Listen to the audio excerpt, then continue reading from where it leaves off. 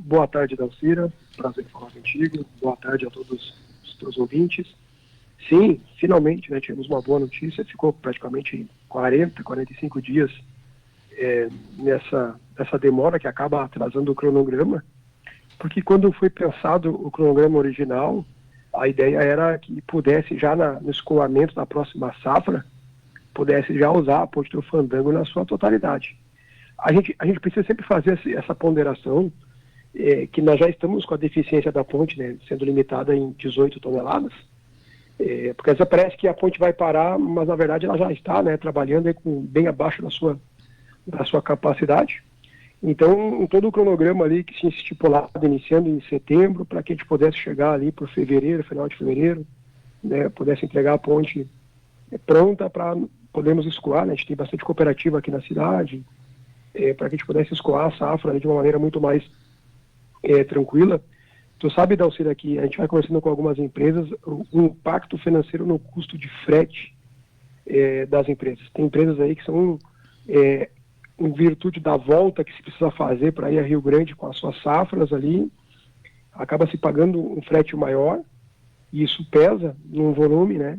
Então, a gente não tem a dimensão do quanto isso impacta negativamente na economia da cidade.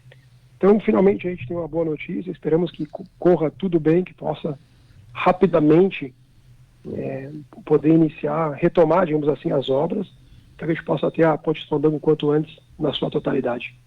Na verdade, esse é um prejuízo que vem sendo acumulado já há bastante tempo. Porque setembro, outubro, novembro, dezembro, nós estamos 4 meses atrasados, né, Rafael? Quando essa obra já deveria estar quase na sua conclusão, né? Eu sempre faço aquela referência, se no dia 29 de abril de 2024 o DENIT tivesse entregue a ponte reformada, ela já estaria sendo utilizada, porque não teria essa questão do novo estudo hidrológico, né, que só teve a partir da vinda do ministro, quando o ministro caminhou sobre a ponte lá, que se levantou a ideia de fazer o alteamento da ponte. Então, a própria demora do início das obras, da contratação da empresa, da liberação de recursos, acabou juntando com a questão da enchente, aí se somou a questão do estudo hidrológico.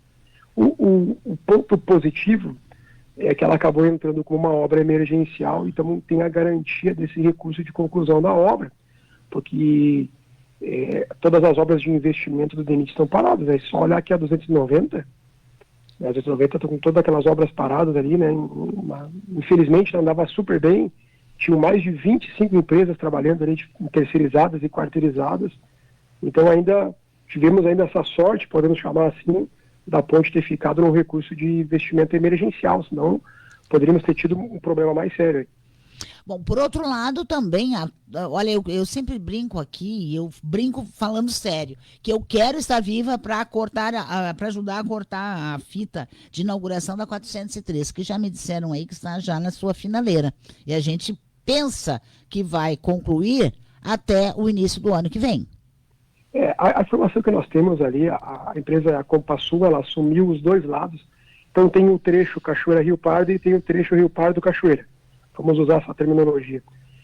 O lado de cá está funcionando super bem, está quase concluído, né, tem andado muito bem as obras ali. O lado de lá foi retomado, né, então está na parte da base ainda. Calculamos aí em torno de 4 quilômetros para se concluir toda a extensão da 413, o que é uma grande vitória. Acredito sim, Dalcira, que nós estaremos aí firmes e fortes para poder cortar essa faixa e poder utilizarmos. A parte de cá, a empresa me confirmou que termina, né, a princípio até o final do ano, e mais tardar em janeiro. A parte de lá que eles estão um pouco preocupados com a questão do trânsito que vai aumentar em função do fechamento da Ponte Fandango. Isso acabaria atrapalhando um pouco as obras, né? Porém, na fala com o vice-governador, quando ele esteve aqui em Cachoeira do Sul, uma das ações, nós sugerimos a questão, pelo menos uma base, para que a gente pudesse transitar, né, e não ter problema de barro ou de estrada ruim. Então, a princípio, essa boa base aí está sendo feita, e eu tenho certeza que ela vai ser um grande recurso já para poder ser utilizado no fechamento da Ponte do Fandango, né? Bom, com certeza. Rafael, como é que você analisa, como é que a Cassis analisa esse ano de 2025, né? A cidade ainda não consegue enxergar aquele rumo de desenvolvimento que todos nós queremos, né? Atrair empresas, novas empresas para o município, novas oportunidades de emprego, geração de renda. Como é que a Cassis analisa, como é que vocês estão fechando o ano de 2025? Cachoeira não foge muito a um cenário nacional e principalmente aqui do Rio Grande do Sul, né? Nós estamos num período de recessão econômica, né? Taxa de juros elevadíssimas, falta de investimento, né? Cachoeira ela tem uma grande dependência do setor primário, que já vem sofrendo aí pelo menos 5 anos, né? Da questão do enfrentamento climático, mas a questão agora do preço, o arroz foi bem, mas o preço acabou sendo baixo, acaba não custeando toda a produção. Então, Cachoeira não foge muito ao cenário do que a gente tem visto aí na região e a nível de Brasil. A gente tem outros enfrentamentos, né, Dalcina, como, por exemplo, essa campanha que os blocos empresariais têm feito em função do excesso de propaganda das casas de apostas, né, das chamadas bets, do quanto isso tem tirado dinheiro de circulação do varejo, do comércio, do serviço, tem atacado grandemente as famílias, né, reduzindo o poder de compra da família. Então, a gente tem números aí que são assustadores na questão do quanto as pessoas têm colocado o seu dinheiro nas casas de apostas, que hoje se tornou um rumo que se perdeu o controle. Só em outubro o governo faturou em impostos 1 bilhão de reais. Então é uma tendência que eu acho muito difícil do governo recuar nisso. Inclusive, agora com a isenção do imposto de renda, o imposto das bets vai subir de 12 para 18, era para ser 24, ainda acho que deveria ser maior ainda. Eu vi um estudo de uma universidade falando do impacto negativo de 38 bilhões por ano na saúde, né, do custo que se tem nesse tipo de produto. Então é um problema que parece invisível, mas que tem tirado o dinheiro de circulação, está comprometendo, né, a empregabilidade e a renda. Nós temos essa questão do enfrentamento climático, que é uma questão que precisa-se de investimento. Nós tivemos, né, uma dificuldade da liberação de recursos para o setor primário, inclusive esse recurso de 11 bilhões que foi prometido na Expo Inter não chegou no que nós chamamos na boca do caixa, então não se tem recurso. A gente tem relatos de produtores que estão colocando somente a semente na terra sem fertilizante, por causa do custo, não se tem. Então, a gente pode acompanhar o excesso e o elevadíssimo número de empresas entrando em recuperação judicial, inclusive propriedades rurais, que não era uma prática comum aqui no Sul. Está acontecendo também mais esse agravante. Então, o enfrentamento econômico hoje é um cenário muito negativo, muito ruim.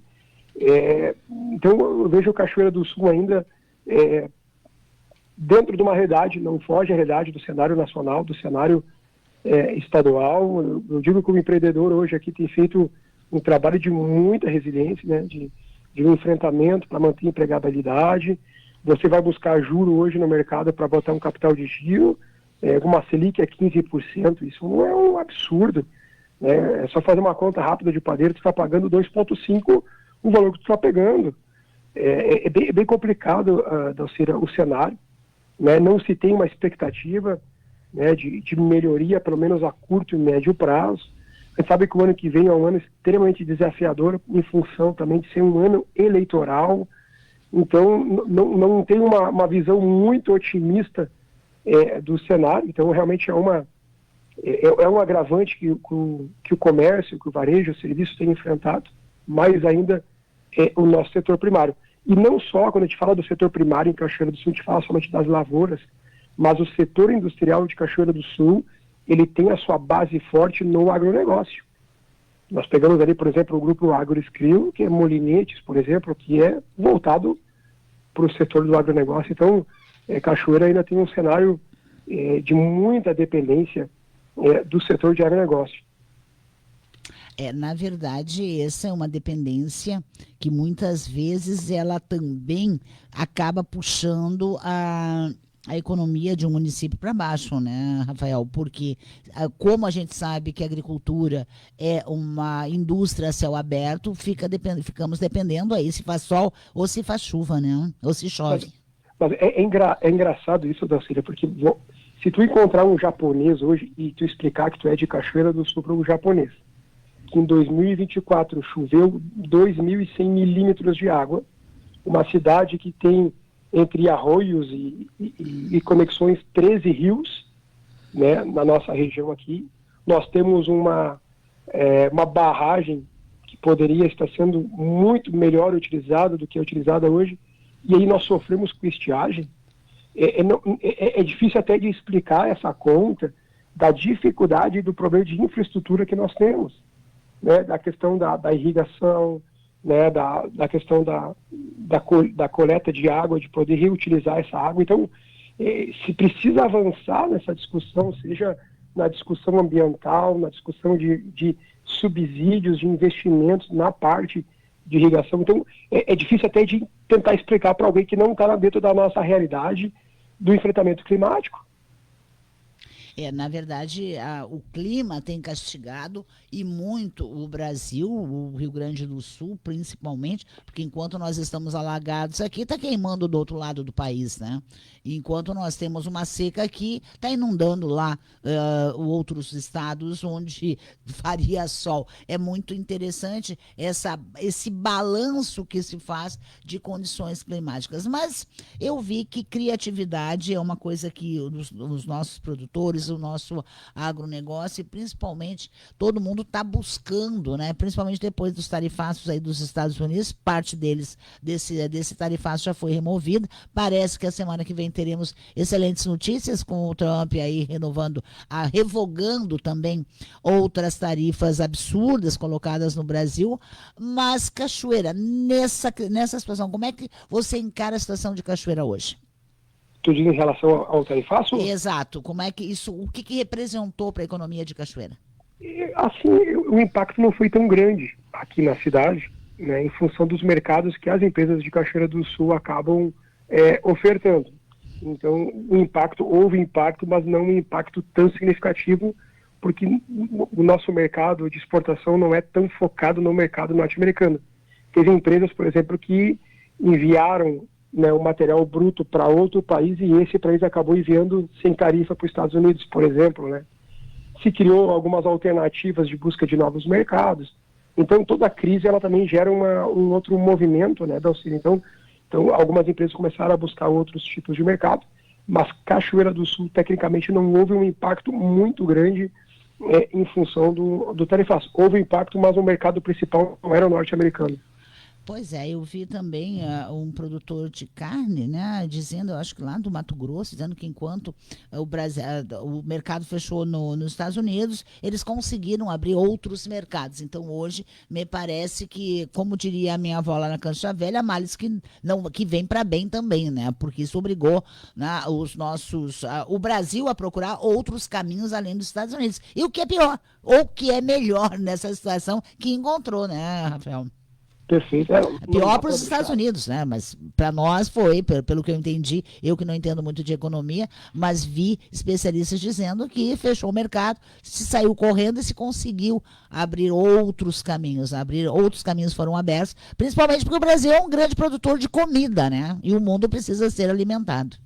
É compreensível a visão do Trump, ele já tinha avisado isso na própria campanha da eleição norte-americana, que ele faria uma política de proteção da indústria nacional. Então, não teve surpresa nessa questão. Eu, por exemplo, assim, quando as pessoas ficavam surpresas, mas isso ele já tinha anunciado na campanha, que ele compraria e viria para uma nova ordem econômica mundial. Porque os Estados Unidos têm uma indústria que estava sofrendo muito pela cópia, por países com custo baixo de produção competindo com o produto norte-americano. Então, isso já era uma base de campanha.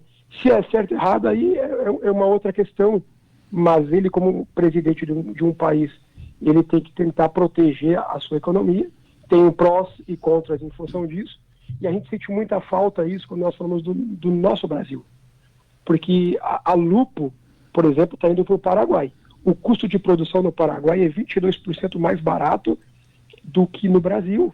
porque a China está invadindo aqui, né, com tecido, com material nesse ramo muito mais em conta. Como é que tu compete? Como é que a indústria brasileira vai competir? Essa semana a gente estava fazendo um estudo da reforma tributária e está todo mundo muito ansioso e preocupado, mas a indústria, de tudo que eu tenho estudado, lido e conversado, a indústria vai ter um ganho muito grande na reforma tributária.